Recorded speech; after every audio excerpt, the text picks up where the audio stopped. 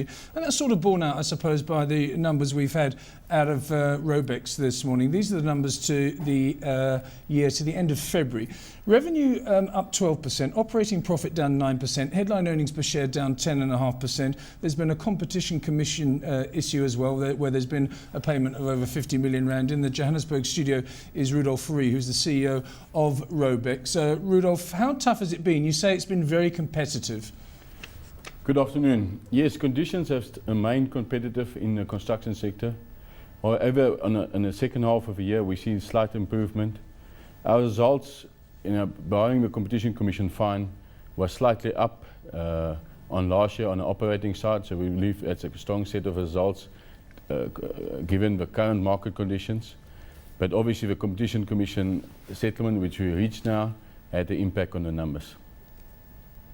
Yes, indeed. So that's a once-off. So hopefully the next set of numbers will be better. What I like about your company is that you talk about stable growth, you talk about a strong balance sheet as well. And in tough times, of course, that's exactly what investors want to see. Yes, very much so. We managed to grow up our cash balance sheets from 636 to 845, which we're quite happy with in this current conditions, which I think is a good sign.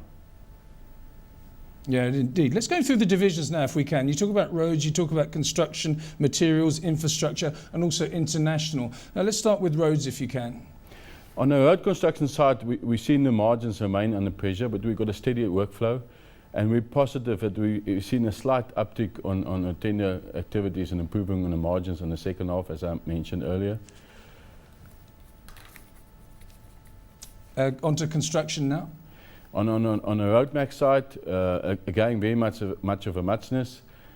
Some exciting news on the asphalt side. We got some new technology in place, which we started up with now, which we also believe will lead to a better margins. And on the bitumen side, which affected these two sectors very badly on us, we believe we resolved it in the last 6 months, and going forward, we should have enough bitumen.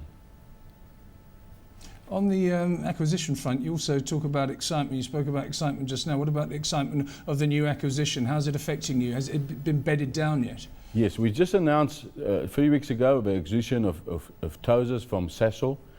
We're very excited about the acquisition. The acquisition was for 120 million. And it's going to fit in, it's got a very strong strategic fit with the Raubex Group to have an integrated model on the road construction supply. In other words, we're going to supply our own bitumen, our own stone, our own asphalt, and to be able to deliver the whole model.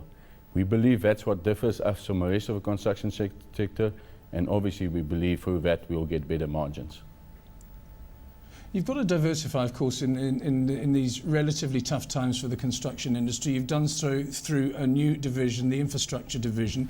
What are you hoping to achieve with that? Yes, maybe we should stand still. Yeah, we're very excited about the new division. It happened in the last 6 months. It's really an infrastructure division specializing in solar, housing, water, rail infrastructure. Now, we did it for 2 reasons, mainly to ensure a diversified revenue stream to the group, and also we believe this is a rapid growing market now in South Africa, especially on the solar side. There's quite a big demand on the solar, on the renewable energy side, and also on the water projects, on the pipelining. So we believe there's a lot of growth potential here in the sector.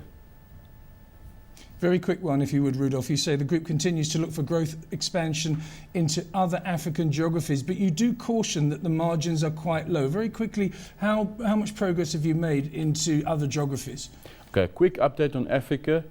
We've certainly seen a reduction on our side. One of our big projects in Namibia have come to an end, so on international figures on Africa it's come down. Because the tender activity in Africa for the first 6 months of this past year was quite aggressive, we've certainly seen an improvement in the second half. We are in a running for 1 or 2 major projects there, and once they get awarded, we'll make announcements in due course.